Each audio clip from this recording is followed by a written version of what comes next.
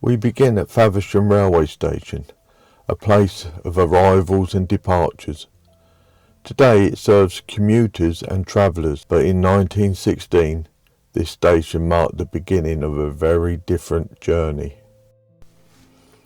During the First World War, hundreds of men and women passed through Faversham every day. They were not soldiers, but their destination was just as dangerous. Beyond the town lay the marshes, and within them the gunpowder works and munition factories at Orr and Uplees.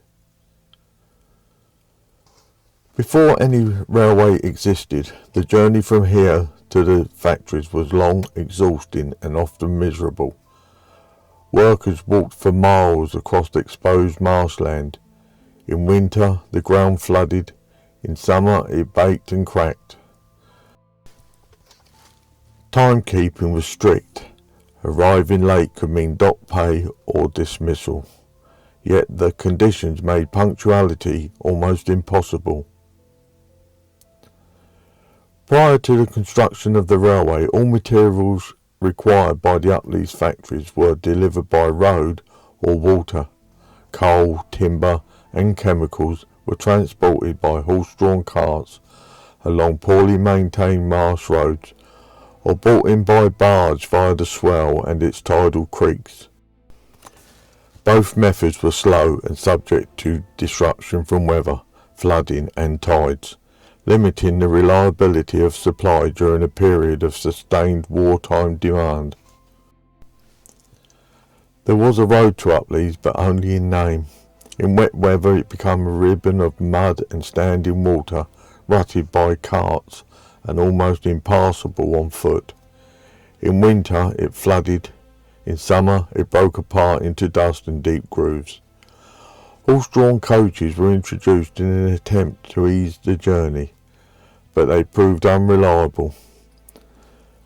They bogged down in mud, broke axles and ran infrequently. It became clear that neither walking nor road transport could meet the demands of war. A more permanent solution was needed.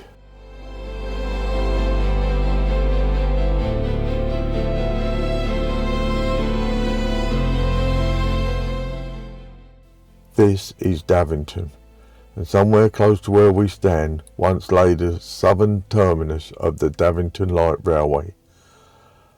By 1915 pressure was mounting. The gunpowder companies needed their workforce delivered reliably. The unions demanded safer, faster transport for their members, and the government, facing an ever-growing demand for shells and explosives, could not afford disruption. Discussions followed between factory owners, union representatives and government officials, even a letter from the Prime Minister Lloyd George. The solution was neither road nor canal. It would be a railway. Not a grand main line, but a narrow gauge light railway, built quickly, cheaply and solely for purpose. Construction began in 1916 at the height of the war. The line would run just over 3 miles, from Davington through Orr and north across the marshes to Uplees. The railway was built and operated by the factories themselves under wartime authority. Speed mattered more than permanence. Between Davington and Uplees lay a small unassuming halt near Orr, little more than a stopping point in the marshes. It had no grand buildings, just a short platform where workers could board and alight. Nearby the railway passed through a shallow tunnel beneath the road, a rare permanent structure on an otherwise temporary line. Even here the railway stayed hidden, crossing quietly through the landscape, designed not to impress but to serve. Today this tunnel remains one of the last physical traces of the Davington Light Railway, a reminder of how thoroughly the line once threaded itself into the marshland. The Davington Light Railway was simple but efficient.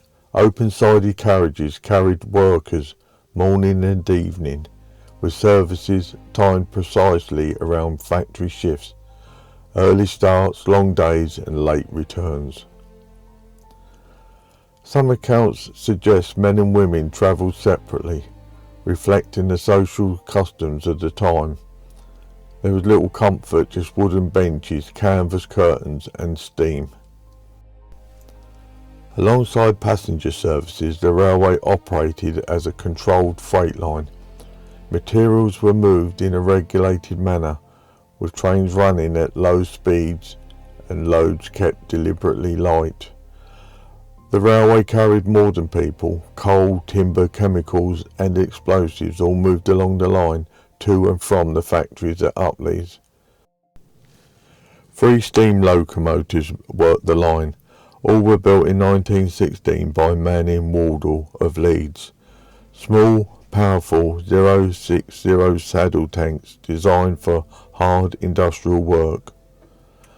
They hauled trains through fog, rain and bitter marsh winds, silent partners in Britain's wartime production. The route cut across one of Kent's harshest landscapes, flat, exposed and unforgiving. Today, little remains, but the land still remembers. At the northern end lay the factories at Uplees, guarded, isolated and dangerous. Few photographs survive. Much of what happened here was never meant to be recorded. When the war ended in November 1918, the demand that had created the railway rapidly disappeared. By 1919, the Davington Light Railway was closed. The tracks were lifted and the stations dismantled, and the marshes slowly reclaimed the land. The locomotives, however, did not remain in Kent. All 3 were sold and exported overseas, where they found new work on industrial railways in Brazil. 2 are known to survive today, preserved in the state of Santa Catarina, far from the marshes where they once worked, but still bearing witness to a short and intense chapter of wartime history.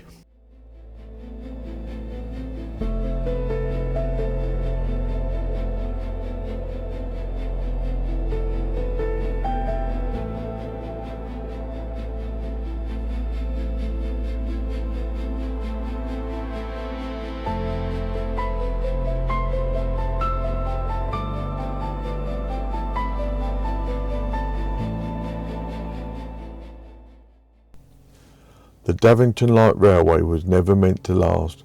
It was built for a single purpose in extraordinary times. Yet for thousands of workers it shaped daily life. For the nation it kept the war machine moving. The tracks are gone, the engines are silent, but the route remains etched into the land and into history. This was the Davington Light Railway, a short line that carried the weight of war.